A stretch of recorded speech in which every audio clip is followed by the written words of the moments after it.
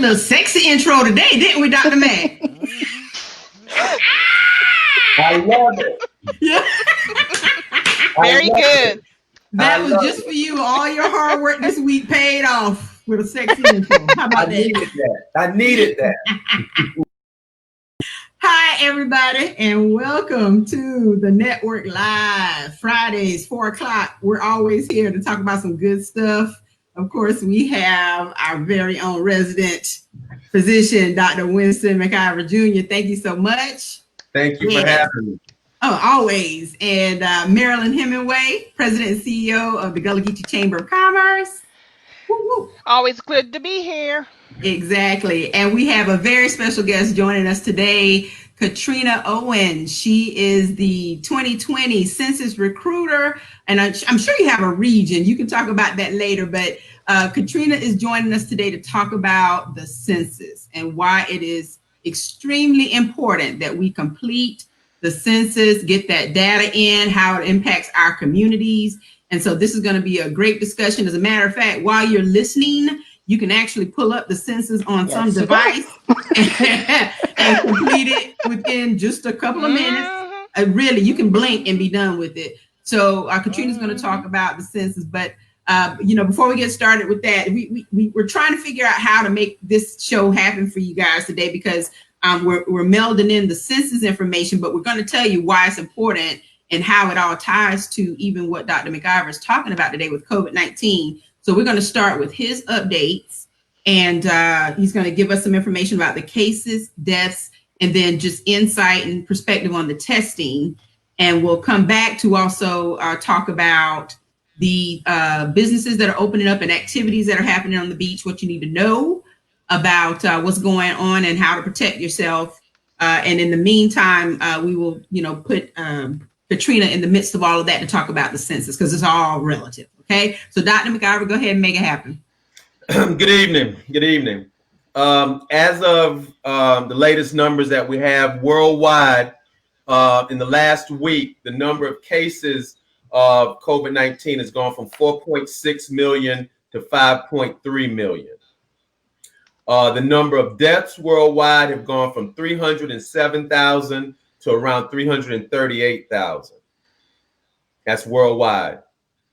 In the United States, the number of cases in the last week have gone from 1.4 million to 1.65 million. And the number of deaths in the United States have gone from 88,000 to 97,000. Specifically in South Carolina, in the last week, the number of cases have gone from a little over 8,000 cases to a little over 9,300 cases. And the number of deaths in the last week have gone from 371 to right at 420 deaths in South Carolina. Now, specifically talking about the cases in South Carolina, the average age of those testing positive are 50 years of age. A breakdown age-wise, 18% of people are between 51 and 60 years old. 15% are between 61 and 70 years old. Another 15% are between 41 and 50 years old. 45% of the cases in South Carolina are African Americans and 43% are Caucasians. And as far as the male-female breakdown of cases, 56% are female and 42% are male. As far as the deaths go in South Carolina, 4.4% of those confirmed have passed away, have expired. 54% of the deaths in South Carolina are African Americans, and 40% of the deaths in South Carolina are Caucasian. The average age of death in South Carolina is 75 years old. Breakdown wise, 35% of people who are dying are over 81 years of age, followed by 30% of people dying are between 71 to 80 years old. And that's statewide. As far as Horry County goes, the number of deaths the number of cases have gone from 278 to 333 cases, and the number of deaths have gone from 18 to 21. And those numbers haven't been released today yet, so we're still trying to wait for today's data. And in Georgetown, the number of cases have gone from 51 to 53, and the number of deaths are still at 3. Now, granted, every time I give these numbers, I always have to say that the numbers are under what the true figures really are. We know that. We know that people are passing away at home. We know that some of these people that are passing away at home with what's called heart attacks and strokes, they are COVID related, but once these people pass away, they're not being tested. So we do know that that's the case. There has been an increase in the amount of testing. That's a good thing. I think about 2 weeks ago, we kind of turned the corner to get above 1% of people in South Carolina that have been tested. Right now, we're probably right around 1.2 to 1.3% of people in South Carolina that have gotten tested so far. So the numbers of testing has gone up. There's still some question about the kind of test, the accuracy of the test, and we can get into that a little bit later. But the number of tests are being increased, is being done. And the important thing is that these people that are symptomatic are getting these tests. That's the important thing. Okay? All right. So is it an anomaly that we've seen some cases or even deaths in with people or in people who are outside of this 71 to 80 year range? Because I know that there's some people who were younger who actually passed away. Yeah. So is that just... So those numbers are still there. I just gave the highest percentage of people, and that would encompass about 65% of deaths. In other words, about 65% of deaths in South Carolina are 71 and over. Okay. So that's another way to kind of look at it. We are seeing younger people that are getting, testing positive and that are passing away, but still by far and away, the bulk of it are people that are over 70 years old. Okay. All right. So in the, I guess within the past week, what are some things that have been happening that you know of on a national scale that have impacted what's going on with the COVID emergency? Well, a lot of the things that have happened is that a lot of people have had to kind of step up their anticipated openings of certain things, especially schools. I'm a part of those discussions through athletics at Coastal because the NCAA has just said that it's okay for schools to start voluntary workouts starting in June. So schools have to make provisions for that to make sure that they have guidelines in place to make sure that these student athletes are coming back healthy. More along those same lines, a lot of the high schools are having to decide, a lot of the states are having to decide what they're going to do about high school sports, particularly football. I know the state of Virginia has decided they're not going to have any summer or any workout or conditioning type stuff until right around the time school gets started. South Carolina still has yet to make that decision, and my feeling is that they may actually end up leaving it to the individual school districts. But that part is still, these things are happening. A lot of the colleges and universities are going this abbreviated type schedule where the kids will start mid-August or even early August. They'll skip the fall break and have the kids go all the way through and end live classes right before Thanksgiving, right at Thanksgiving break, where they don't come back. The thought is if kids go away for Thanksgiving and then they come back after Thanksgiving, they may be bringing virus back to a campus.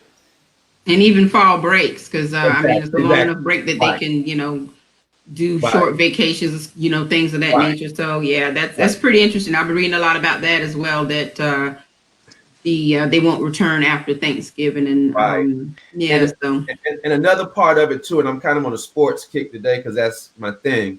But a number of colleges and universities have been hit pretty hard, and we've had schools that have actually dropped sports.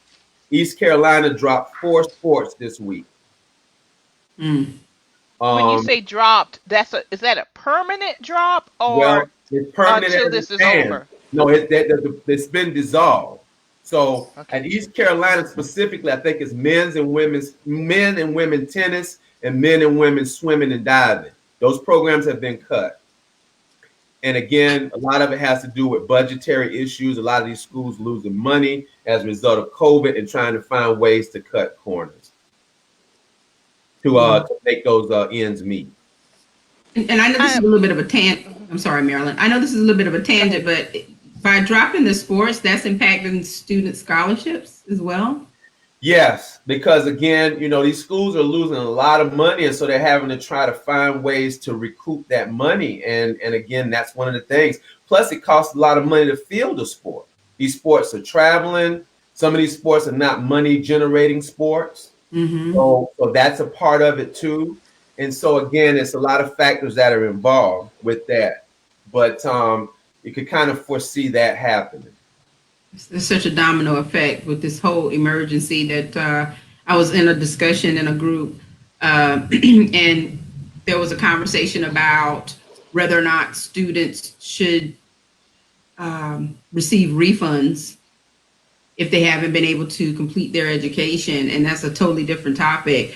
But I think that there is no black and white to that. I think that there's a lot that you have to consider, not only from the standpoint of what the institution has to bear, but also the choices that the students and parents have made along the way, including those financial aid choices that could come back to bite them. But there's just so much that's wrapped up in this entire, event that we've had, this pandemic event, and it has not stopped. And I think, it's going to be kind of churning, and, the thought processes are always going to be flipped back and forth just to make sure that people are making the right decisions and doing the right things when it comes down to education, health, and business. And we're seeing all of that now, because I feel that there's a lot that's happening, and we're, kind of touching on the reopenings. And there's a lot of uncertainty behind it. It's kind of like, well, let's just throw it against the wall and see if it sticks. We'll try this and we'll try that, even though we do have those CDC guidelines and things that are pretty concrete when it comes down to how you should handle the interactions and engagements. There's still a lot of uncertainty behind everything. So, right. Well, another part to it too, April, which really hadn't been talked about, but of course, as a physician, I have to think about this. I mean, think about 30 million people out of work? Yes. That's 30 million people that probably don't have health insurance anymore. That's right. That's right. So again, that's another domino effect, another factor that plays into this as well. With people not working, people having their insurance, their insurances are being cut. Mm-hmm. So again, that makes it, tougher for physicians like myself who are still trying to keep these chronic patients going. Trying to make sure that you've got your diabetes medicines, got to make sure that your labs are okay. If I need to adjust the dosage of the insulin, we need to do that. Are you taking your blood pressure medicine? It's important. Are you taking your asthma medicine? It's important. And that's a big part. And I have to commend a lot of the insurance companies. Kind of tough sometimes to do that, but right now I have to do it with the way that they've rolled out telemedicine and how it's really kind of made it easier for physicians to do that. These patients going, because we're not just worried about the patients that have COVID, because the vast majority of them are going to improve. We're worried about trying to keep these people healthy. So going into fall, going into winter, these people's numbers, sugar numbers, blood pressure numbers, cholesterol numbers are all maximized. Exactly. And so, since we're on the topic of health, and it's the type of thing where there's always a discussion, and there are elements to this that I guess kind of contribute to whether or not communities are prepared health-wise, whether it's health insurance or health resources or whatever. That's just, I'm sure, one aspect of what the US Census probably helps us to understand about what our communities need. And so today, we have Katrina Owen, who is a 2020 census recruiter, and she's here to talk about the census, why it matters, and also how we can, as citizens do what is required of us by law, which is to fill out the census. It only takes just a little while to do it, just a split second, honestly. And so we're hoping that those of you who have not completed the census, that you have an additional device with you and you can actually complete the census while you are watching this broadcast. So Katrina, I'm gonna go ahead and turn it over to you to talk about what it is that you want us to know about the census. Well, thank you very much for inviting me here. Prior to this whole thing with the virus, my job was so close to finishing recruiting for the census. We here in Horry County, we were recruiting up to 3,000 community members. And these aren't volunteer positions, these are paid positions. Our district consists of Horry, Georgetown, Williamsburg, Charleston and below, Marion and Florence. And so it's a huge district. But Horry was the largest area that we were recruiting from. The virus came and it put a hold on everything that we were doing. We were all sent home. And now that businesses are opening up again, we are trying to get back out there and recruit, because now what we're running into is the jobs that we were originally hiring for, with it being May, we should have been already halfway through our operation right now. Now, if you would go onto the 2020census.gov website, you would see that all the field operations have been pushed back. You can look at there's a COVID-19 link, and the biggest operation, which was the going door to door, isn't going to start now until August. And so we run into some of the people who we recruited were students who were looking at this as a summertime job. And now with it starting in August, it's going to interfere with them going back to school. And so it takes our recruiting efforts a step back. Now we need to, I guess, fill up the pool again with applicants. And so that is what we are working on right now. For the past couple of weeks, it's been done virtually. Mm-hmm. Hopefully now, we haven't gotten the okay to be out in the field yet.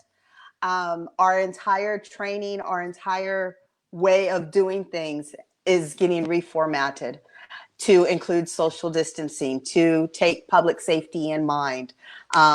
Unofficially, as far as I know, we're not even going to be knocking on the doors anymore. I don't even know how this next operation is going to happen, but they are redoing everything that I have known. This is my second decennial census that I've done.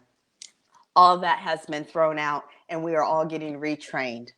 The census prior to the virus, you should have received at least 2, maybe 3 envelopes in the mail, which was a reminder, which was a postcard that has a little barcode for you to go online to fill out the census. I know several of my friends have just thrown it in the trash.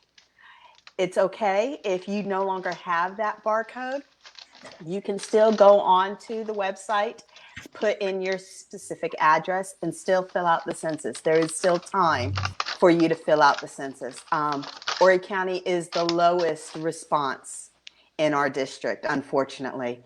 And people don't realize the importance of the census. It impacts funding for things like Head Start, meal programs, adult education grants, public transportation, housing assistance, emergency services. We mentioned about the healthcare, supplemental the SNAP program, preventative health services. All those things is based on the census numbers. And if we do not represent ourselves, nobody's going to know that we're here, and we're not going to be counted. And so that is the importance of the census and why it needs to happen, and why you need to it is, as April, as you mentioned, it is our legal duty to fill out the census form. It's in the Constitution. And so, but yeah, 2020census.gov, it's on the screen. That's where you can go to fill out the census survey. And also 2020census.gov/jobs is where you can go to fill out an application. Here in Horry County, the pay rate has gone up. The positions start at $16 an hour here in Horry County. In other counties, it's $14.50 an hour. And that right there, the fact that they changed the pay in Horry County led me to believe the reason why is because of such a low response rate. That is a big difference. Yeah. The information that you have regarding Horry County, do you have a breakdown by zip code or community zone so that we know who we need to target? In general, I can't speak about specifics, but I can tell you the areas over near Broadway at the beach and Conway is an extremely low response rate. We don't, the Conway and Aner area, but Broadway at the beach and the Conway and Aner area is very low response. Mm-hmm.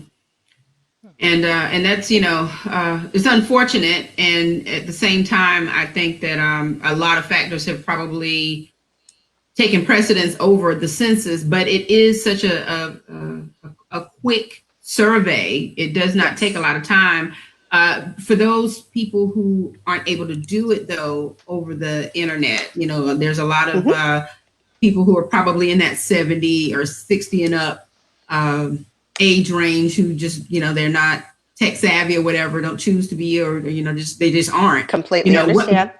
What can we do to make sure that they know that the census needs to be completed or even to get it completed? They can make a phone call. They can respond on the phone.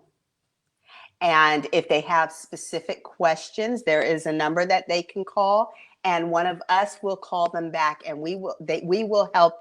We will actually sit there on our computers and fill out the information for them. Wow. That is what we've been doing. That's what we've been busy with over the past 3 to 4 weeks since we are all home. That is what we were doing. Prior to the census, we had town halls set up to where census representatives could come, and then people from the community can come also and fill out the census that way, to have that one-on-one interaction. Mm-hmm. And so there are several different ways that you can complete your questionnaire other than being online if you no longer have that paper that came in the mail.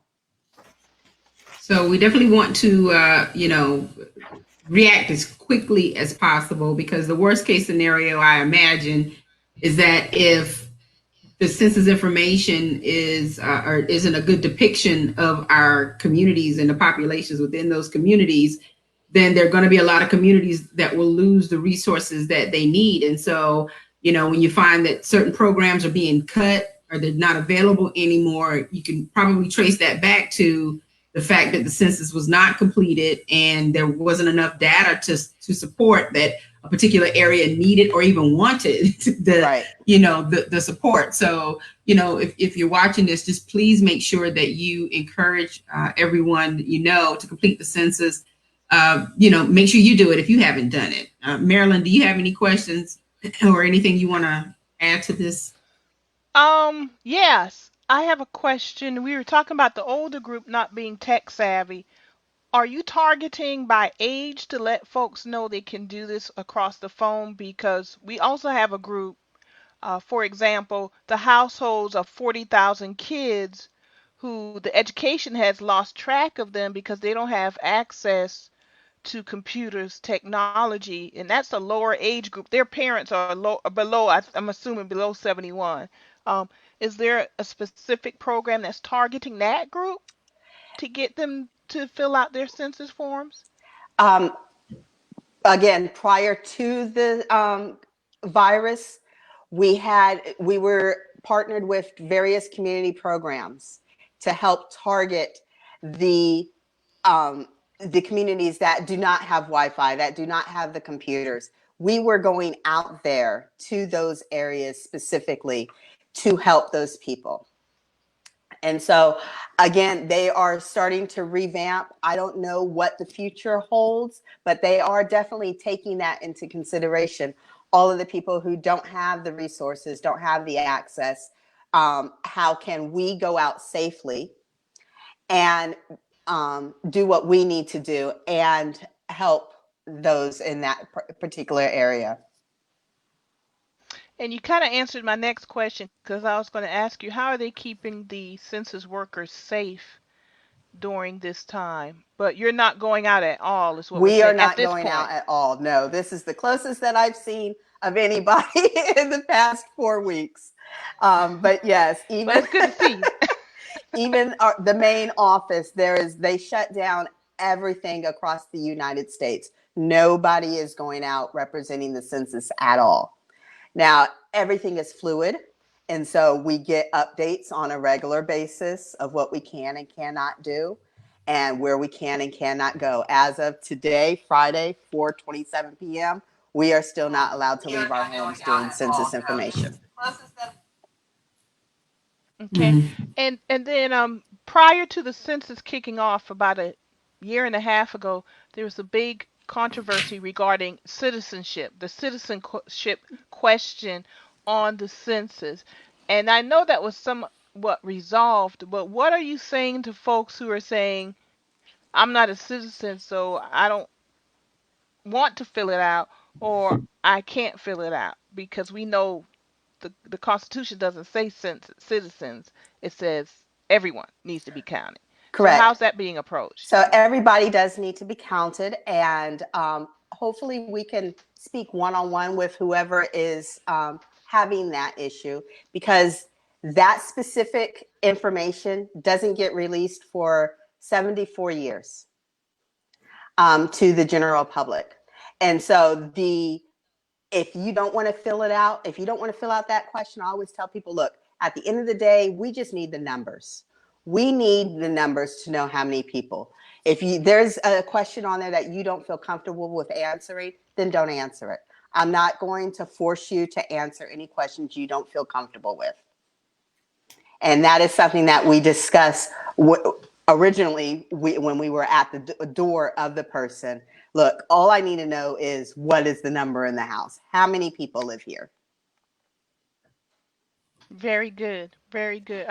That's all I have at the moment. I know I'm gonna have something in another 2 minutes, I but don't want, there Every couple of are minutes. there's 9 questions for the first person.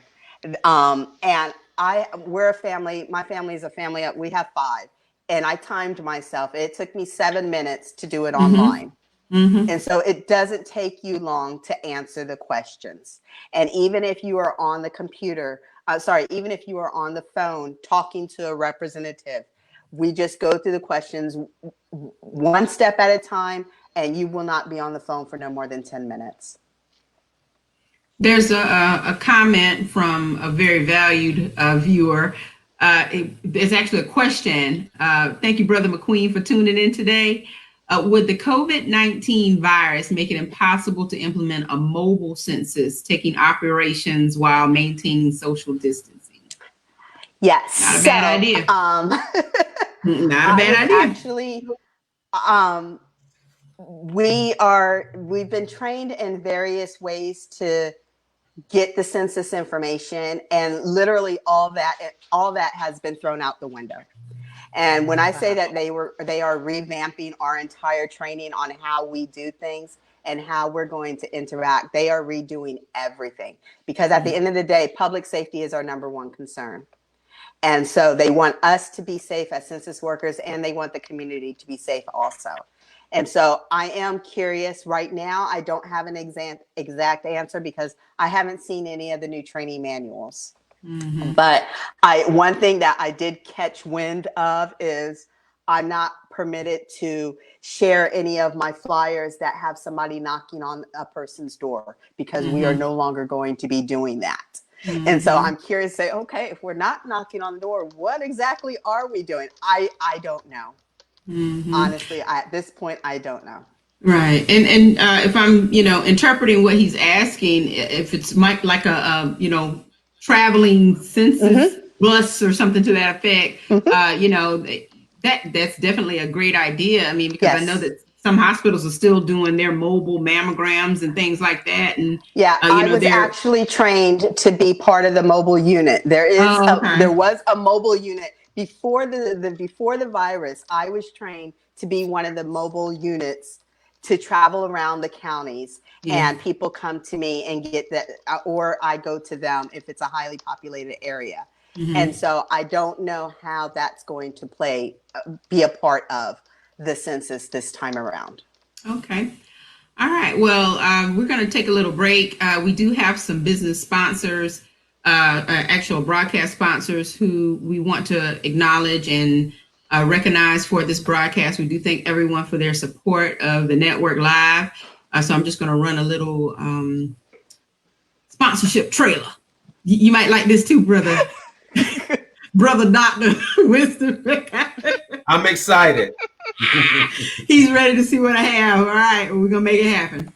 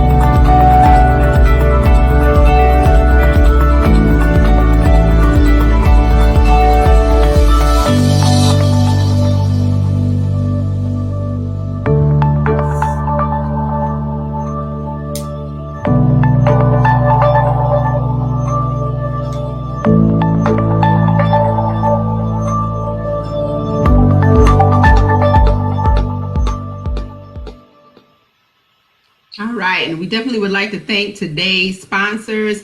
Of course, we have Dr. Jessica Green, LPC, Professional Counseling Services. You can visit psychologytoday.com and find out more about Dr. Green's services and what she has to offer. She's definitely one of the persons that we tend to go to when we're talking about mental health issues, and she deals with the adolescent population and lots of other populations to help them with any issues or situations that they have. So be in touch with Dr. Jessica Green if you need her services. Her information is scrolling along the bottom. And we also have as a new sponsor, Tanya Harriet with Ms. Margaret Soul Food Catering Services, seafood to soul food. There is her website address and also her phone number. And Tanya's catering service was established in 2004. She's doing small and large events and private events at this time. If you are looking for a catering menu and want to know what she has to offer, you can visit her website, which is margaretsoulfood.com. She can also be found on Facebook and Instagram. And so, one thing she definitely wants the public to know is that, the support is needed. And due to the COVID-19 situation, they're still monitoring that situation closely and will release information about when they plan to reopen. So make sure that you support Ms. Margaret Soul Food, and we'd like to thank her for her sponsorship. And then, of course, we have, as today's sponsors, Philip and Terry McLean of Capture Inc. Community Center and Child Development Center. We'd like to congratulate them on the closing of their second Child Care Development Center. And they're working tirelessly to make sure that they have these resources available in their community. They are primarily based in the Loris community. So thank you so much, Philip and Terry McLean, Tanya Harriet of Miss Margaret Soul Food, and Dr. Jessica Green of Professional Counseling Services for supporting our network live broadcast on Fridays.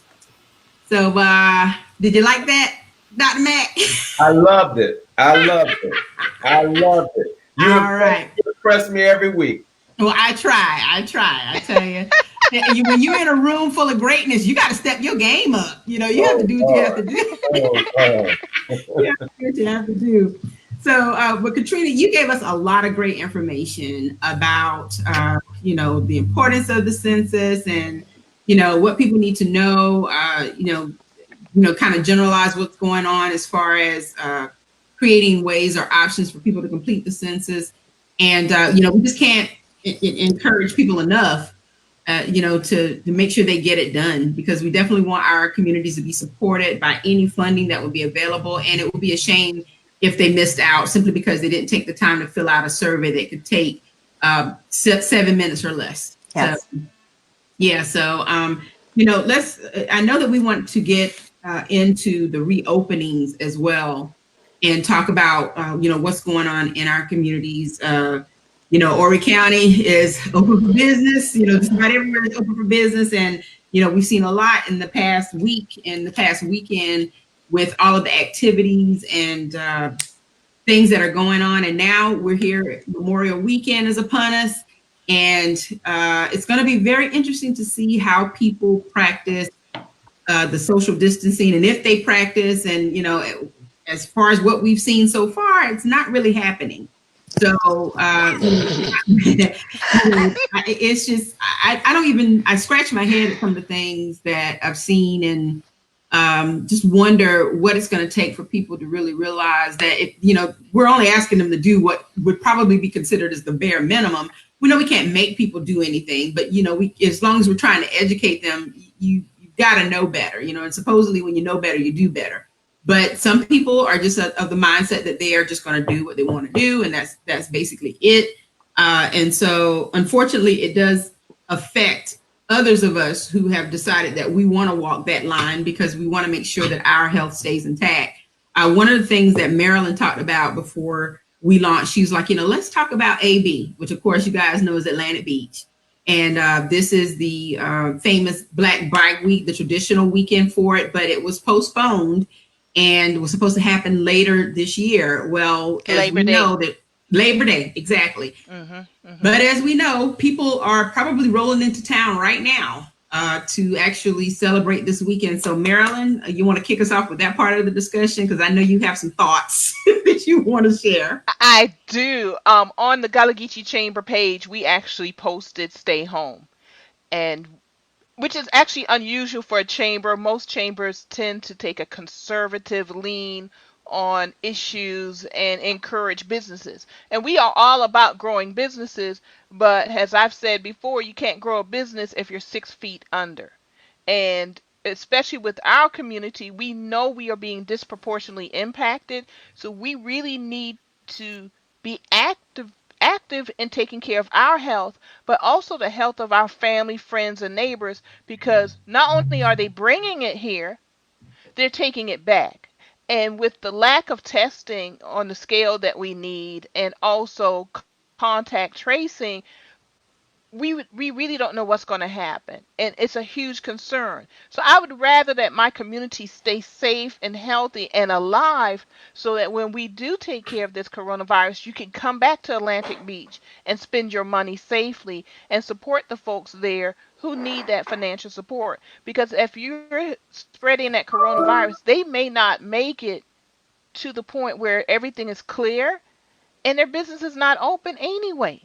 So I think we really kind of need to put some of this selfishness aside, and I'm speaking for myself, but I think there's a thread of selfishness that's happening here, and we just need to stay home. So the official position of the Gullah Geechee Chamber of Commerce is we need to take care of the virus, take care of our health, and then our wealth will be taken care of. Our entertainment will be taken care of. That's not going to go anyplace, but when you're dead, dead is dead. When you're 6 feet under, you can't come to the beach. You can't go to Atlantic Beach. And I don't even understand how people can even justify coming at this point when the information is out there, what is happening with this virus. And that's where we stand. That's our official position regarding not only Atlantic Beach, because obviously it's Memorial Day weekend, people are rolling in, but just the economy in general opening up, we believe it's too soon, and we're going to pay a heavy price in lives because we're opening too soon and too fast. And there's always the question about whether or not our elected officials and administration and all that are making the right decisions about the reopenings. And it could very well be that there's just a little bit too much credit given to people to just do what they're supposed to do.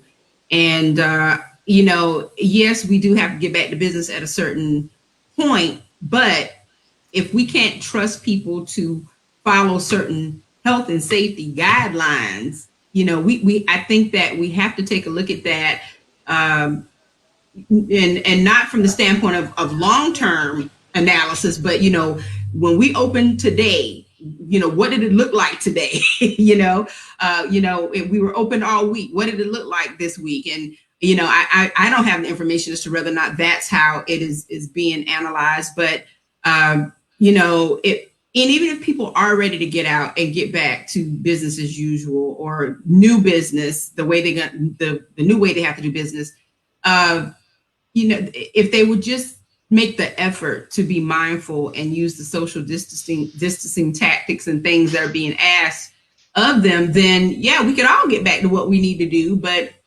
it's a hard fight. It feels like it's an uphill battle, and I know that people are very anxious about, and anxiety actually turns into health issues, right, Dr. Mack? It does. It does. Along those lines, a couple things I kind of want to say about reopening. The first thing I want to say, and I've said this before, but the virus is the constant and we're the variables. The virus is there. The way for us to get the virus to go away is for the people as variables to do what we need to do to change our behavior. The virus is the constant. The second thing is that, as these states and these areas reopening, in a lot of ways, we think of it in medicine as giving the virus fuel, potentially giving the virus fuel to refuel and repower itself, so to speak. The numbers, they are what they are. And I think looking at countries like Korea and places where the numbers did go down after being so high, they practiced social distancing and they were able to get the numbers down. Now, some of these places are having, second peaks. And again, that's something that's a totally different, another issue. But right now, the initial thing we got to worry about is just getting these initial numbers to continue to go down. But we're potentially giving the virus more fuel as we reopen, particularly opening too soon. Mm-hmm. Now, a couple things I want to say along those lines.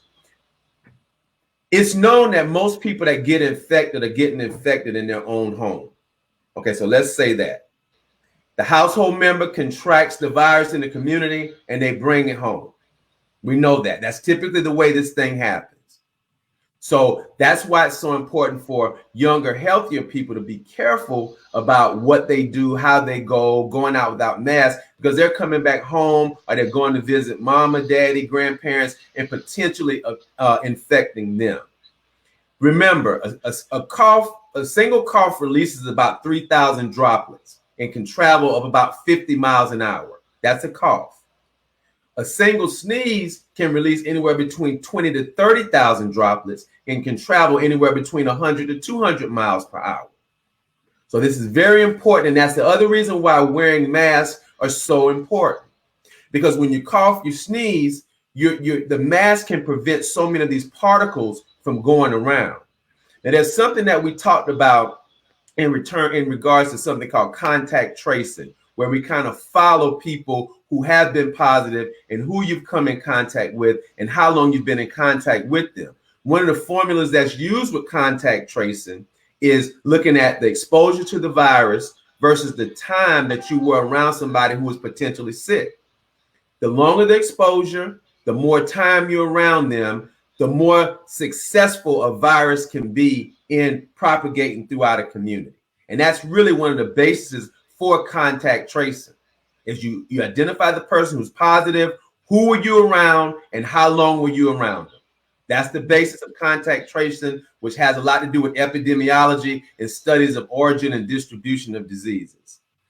It's important for people who are symptomatic to stay home, because even if you haven't gotten tested, if you have any of these symptoms that we talked about, you need to stay your butt at home, because when you cough or you sneeze, you're potentially filling up a room, filling up a certain area where these people go in, they breathe the particles, and they're more likely to get sick.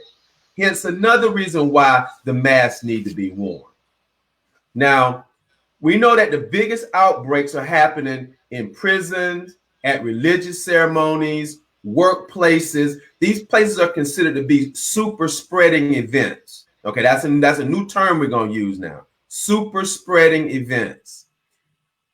Meat packing plants, weddings, funerals, birthdays, business meetings, restaurants. These places, workplaces. These places are really considered to be super spreaders. Church choirs, where people are singing and they're putting out so much of droplets into the air in close proximity. Another super spreading event. Indoor sports, another super spreading event. Like I said, birthday parties and funerals. These things are very important because that's what's happening. 90% of these cases that they have done through contact tracing has found to be commonalities of indoor people with closely tight or closely spaced together with a lot of talking, singing, or yelling. That's what contact tracing is telling us about this virus. Okay. And that's important to know because if you're not distancing yourself, you're potentially putting yourself at risk. If you're not wearing a mask, you're potentially putting yourself at risk. A minimum is 6 feet. Now, again, a lot of people are not wearing masks. They feel like everything's fine. They don't have to wear masks. Things are open, but you're still putting yourself at a significant risk. So you dare to give us a prediction of what what we're going to see as a result of all this activity in the past week or so? In Horry We'll know County, in 2 weeks. Yes, Horry County. I think We'll in know 2 in or 2 3 weeks, the numbers will probably go up, provided those people that need to get tested are getting tested. That's the other thing, too. A lot of people that are getting tested, or even calling my office about getting tested, they're not really having symptoms. So again, my concern about the testing is making sure that these people, definitely the symptomatic people need to get tested. Okay. Because the thought about it is people start shedding virus, 5 or 6 days before they even start having symptoms. And one study said that they showed that patients were still shedding virus 6 weeks afterwards. Now, again, that was one study, but again, it has been reproduced to some degree that there is likely still some viral shedding after 6 weeks after the symptoms start. Oh, goodness. So I'm curious, what is for the people who are here this weekend, when should we be looking at the numbers for the increase? Obviously, we know it's going to increase. When do those numbers come out? The incubation period is anywhere between 3 to 14 days. Now, again, how many of those people are going to get tested? How many people are going to even have symptoms enough to get tested? That's a whole nother question. That's a good question you ask. But again, it has a lot to do with who's getting tested, who's saying, okay, I don't feel good, I'm going to go get tested, versus those persons saying, well, I don't feel so good, but I don't think I got it, so I'm not going to worry about getting tested. Right. Yeah. And that's my concern. We hear about these schools making plans for the fall, and like this second wave is going to come. When we need to be looking at the now, that people are getting out more because it's summer. They're being encouraged to gather in groups. Churches and faith-based locations were deemed essential today by that person in the White House. And so now you have people who are going to gather in groups. In 2 or 3 weeks, we're going to see the results of this. So I think it's a bit misleading to say there's going to be a second wave in the fall when people are changing their behavior now. And every time it's going to be multiple waves happening because people are going to run outside, not wear masks, expose each other, and we're just going to see this rolling spike of new cases. It's just people really need to be aware of that. I don't know if the message is not getting through Or we've just decided we're going to just say, hey, I'm ready to live with this and the I think it's the consequences of latter. it. I think it's the latter. And I think because you're hearing people, you know, political figures and what have you, that are just basically seem to be resigned to 130,000 people dying. Yeah. That's absolutely unfathomable to me as a physician to say that 130,000 people dying. Well, it's somebody got to die. I just have that mentality. That's not what I committed my life to do. To have that kind of mentality. That's a small town. That's a small city. Mm-hmm. That's a small city that's gone. By the end of this month, there will be over 100,000 deaths. Okay. By August the 1st, there will be more likely to be 120,000 people die. And that's my speaking. That's looking at the numbers, but that's actually on the conservative side, because a lot of these models are looking at 130 to 160,000 people dying. That is a small city. That's a small city that's gone. It's unbelievable to me. And it's unbelievable to me that people would go out and do things without protecting themselves, their families, and their communities. What I'm saying is facts. It's not fear. I don't promote fear. I don't push fear. I don't deal with fear. I deal with facts. I'm a scientist. I'm a statistician. I'm a public health person, and I deal with what I see. And the concern that I have is that when we're living here in a tourist area, and so many people are coming here, and so many people are coming with reckless disregard, without wearing masks, getting out in the street, dancing, having a good time, all this kind of nonsense. It is absolutely unbelievable to me. I thought back when I was 18 to 27 years old, and I know I had a good time when I was 18 to 27 years old.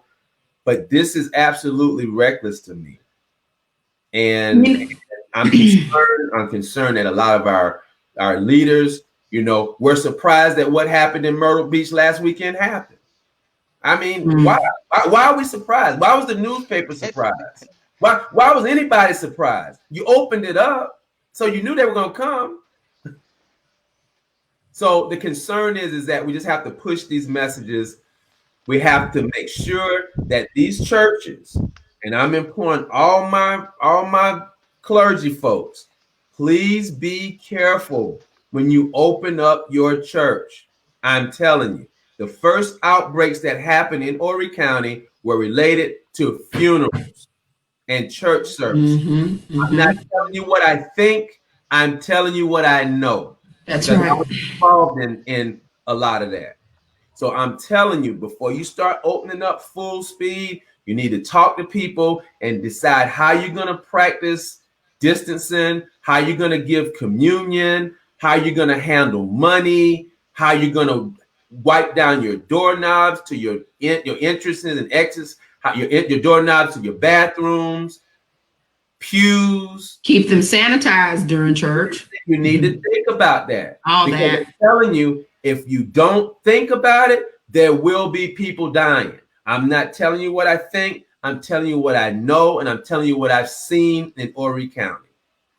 And Dr. Mack, you would think that even though it's been said on a national level from our national administration, yes, churches can reopen. I think that it really is up to the heads of these churches to decide when and if they will. I mean, just because it said do it, it doesn't mean that they have to do it. Right. And when and how. When and how they're going to re-implement it. Yeah.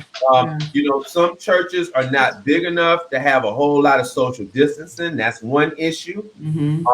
One question is do you need to have these services, outside where the minister's on the church step and people spread apart? That's another thing. Everybody has to kind of look at their individual church to see what it is that they can safely do. But just to open up, just like one day you just flip the light switch on, that's reckless. Not to talk about how you're going to handle this without some kind of plan amongst people in your church is reckless. And so I'm imploring, businesses, I'm imploring churches, I'm employing all these people, all these things that I talked about earlier, the workplaces, the churches, the church choirs, all this kind of stuff. Please be mindful, because if you don't, people in your church will start testing positive, and you will have a mess on your hands if you don't. Exactly. Katrina, I there was a question, and I will raise this question for you, and then if you need to leave the stream for whatever reason, that is perfectly okay, because we do have a couple of other things that we want to talk about. But someone asked, do you have a significant phone bank of callers that can make as many calls ASAP frequently and repeatedly until recipients are reached? Have you guys done that? And I think your problem is that you are trying to hire people to make this happen. Is that correct? Exactly. The phone calls that I've been assigned to make are phone calls trying to reach out to applicants, and letting them know we have not forgotten about you. The operation has been postponed for X until XYZ. Those are the phone calls that we have been making right now. But as far as if he's referring to calling the community, I think the problem that we would have there is we don't have people's phone numbers. Most people don't have home lines anymore. They have cell phones. And so, and we don't have a way to, as far as I know, we don't have access to a database of phone numbers that's out there. Yeah, that would be my unprofessional answer. I don't, yeah, I don't know of a way to contact my next door neighbor on the phone. But, So yeah. And these calls, of course, people can this is work from home. Someone asked me today about work from home. So, if there's anybody that who's looking for some type of opportunity while their, previous job is trying to figure out what they're going to do, or if they're feeling a little apprehensive, I hate to say leave that job, but, this may be something that will tide you over.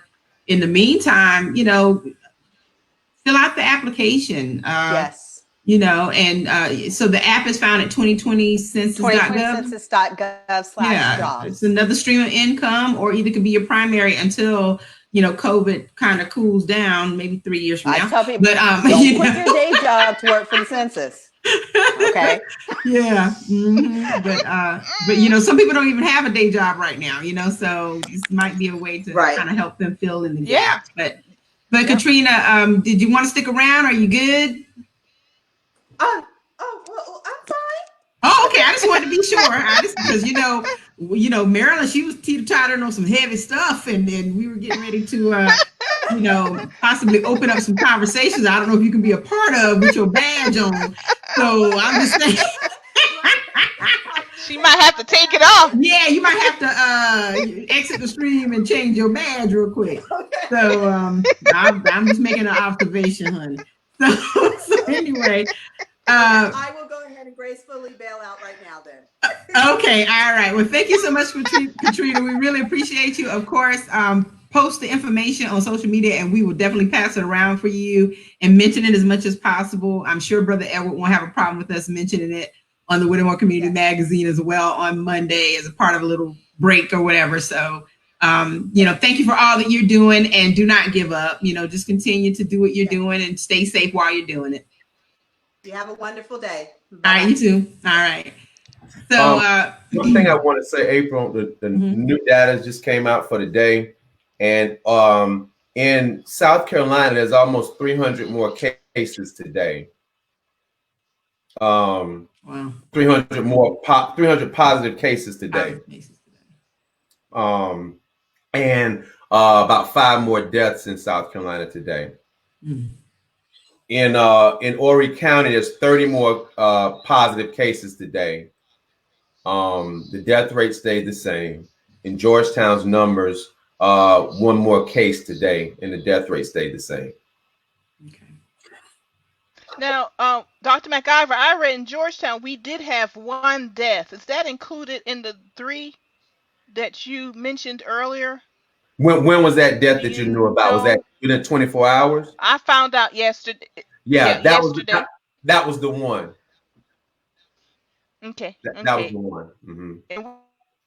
And now, but we also have been starting to reopen in Georgetown, and it's a huge concern that we're out here opening up and there's really not a plan to keep people safe. And I do want to go back to the churches.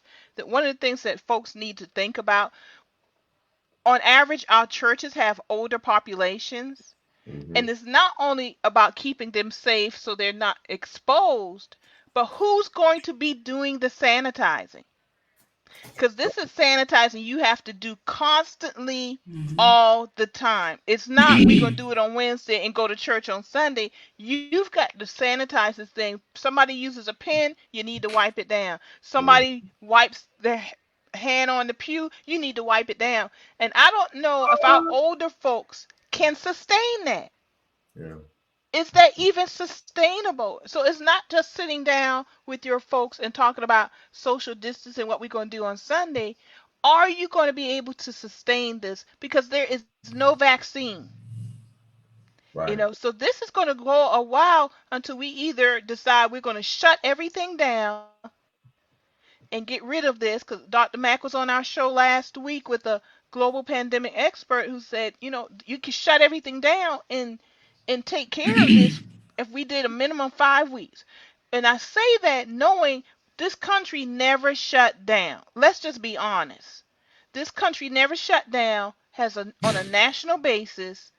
We had rolling shutdowns, and in South Carolina, we never had an official stay-at-home order.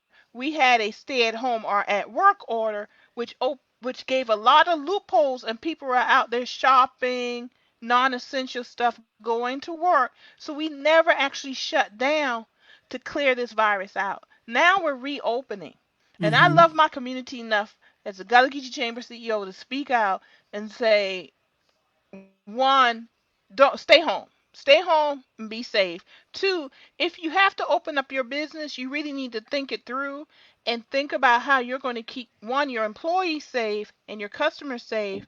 And then as a consumer, you should not shop any place that is not practicing healthy practices to keep you safe, social distancing, the mask, etc. I would turn around and leave, because they're exposing you and they're actually showing that they're not invested in your community. So why should you invest your money in them? Right. And this is from a chamber of commerce that believes in economic uplift, that believes in creating generational wealth. But as I've said earlier, you cannot have generational wealth if you are 6 feet under before it's your time. Right. Right. And we're going to have to be real about this with our folks, because this administration does not care about black folks. All he cares about is getting reelected. This is what it's about. This is not about you going to church and having a closer relationship with God.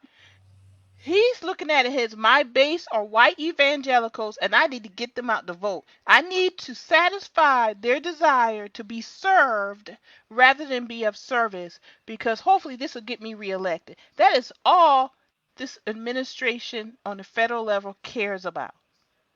And people need to get that in their head and understand that. So we need to make decisions that benefit us as individuals, benefit our families, benefit our neighborhoods, and benefit our community. And quite frankly, right now, that means staying home and only leaving home for essential purposes, and getting back as soon as possible and wearing a mask, hand sanitizer, using it, washing your hands, any and all things possible to keep yourself safe. Right. And that's where I stand on this. Right. And honestly, I'm angry about it, I but can't tell. I'm channeling that anger and letting my people know. Right. And whether you agree with me or not, I'm sleeping good because I've done what I need to do. I'm practicing what I preach, and I'm letting everybody else know because I care enough about my community. Well, Marilyn, Right. And that's where we are.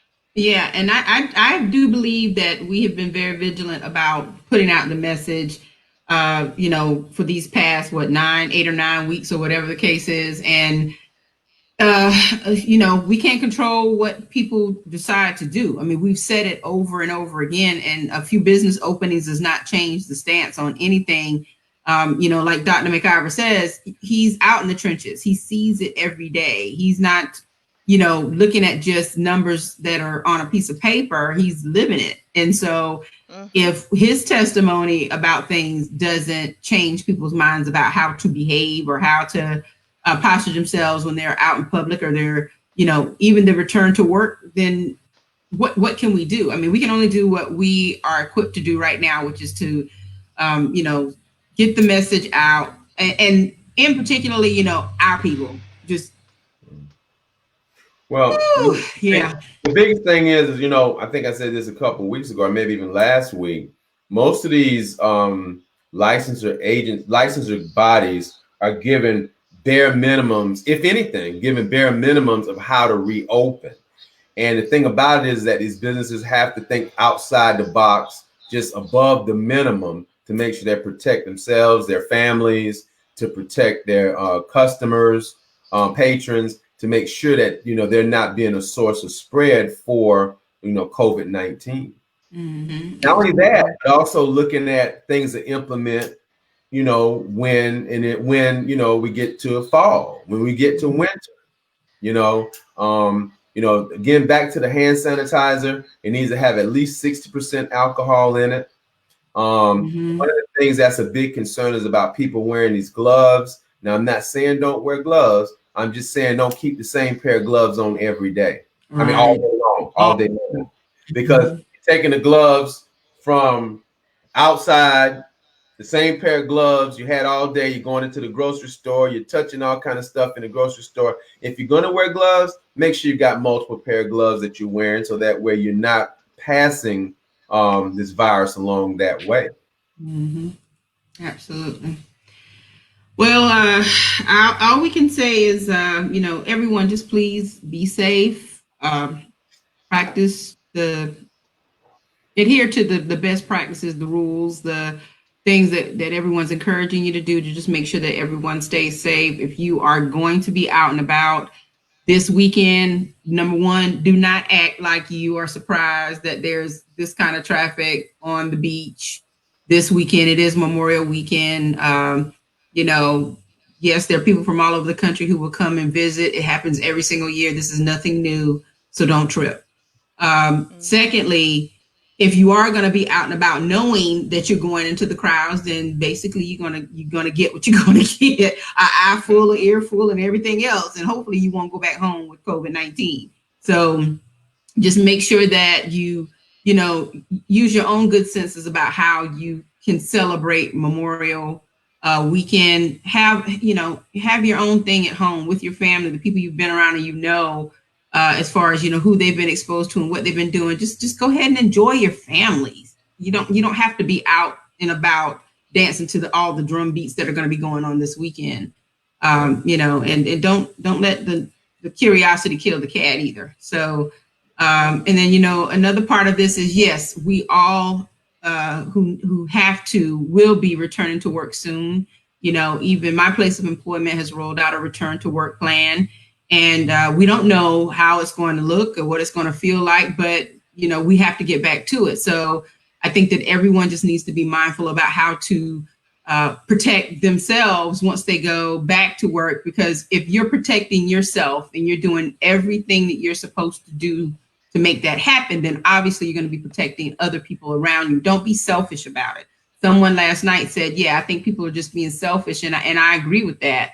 It's not about a right, and squelching a right. It's just about looking out for one another. If we are supposed to be Americans, whether you're black, white, green, yellow, pink, it does not matter. We are Americans standing on this earth here in the United States of America, united. That's the first descriptor of who we're supposed to be as people.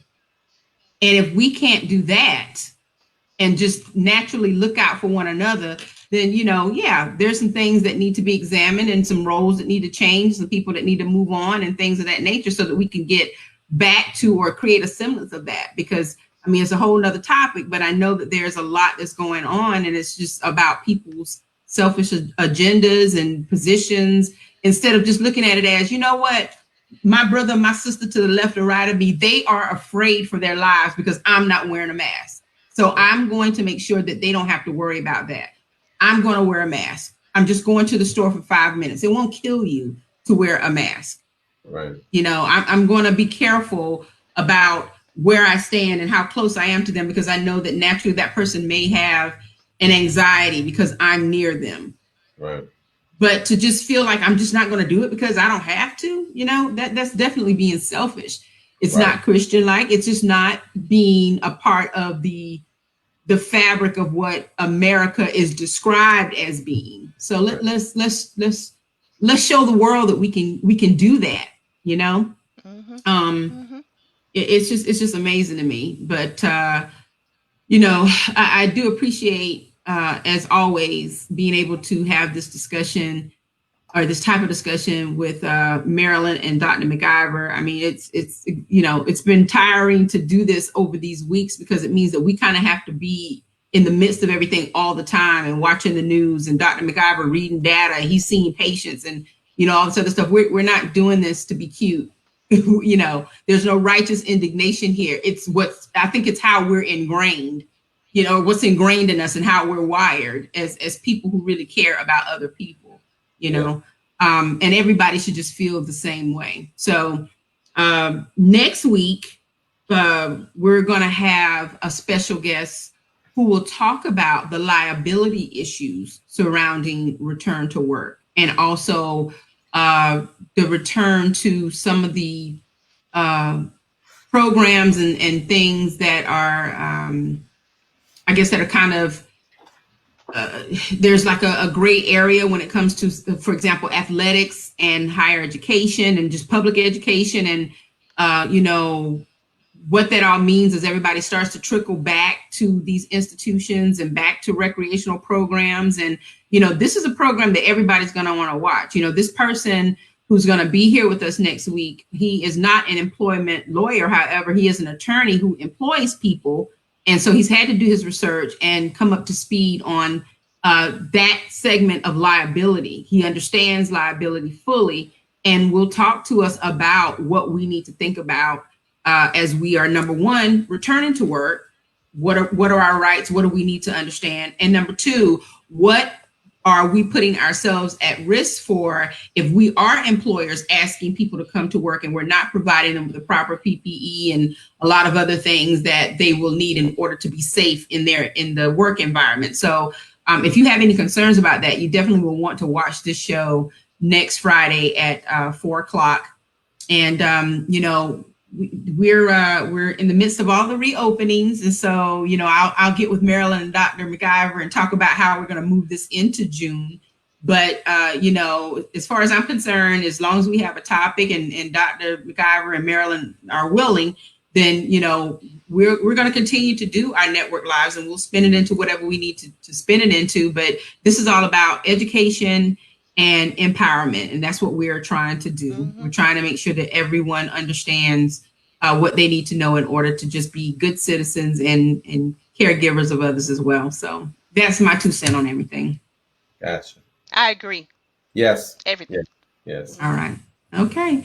Well, thank you all for watching the show today, and for being with us over these weeks. And of course, again, we want to say thank you to all of the broadcast sponsors for just supporting this program and supporting the network. I really do appreciate it.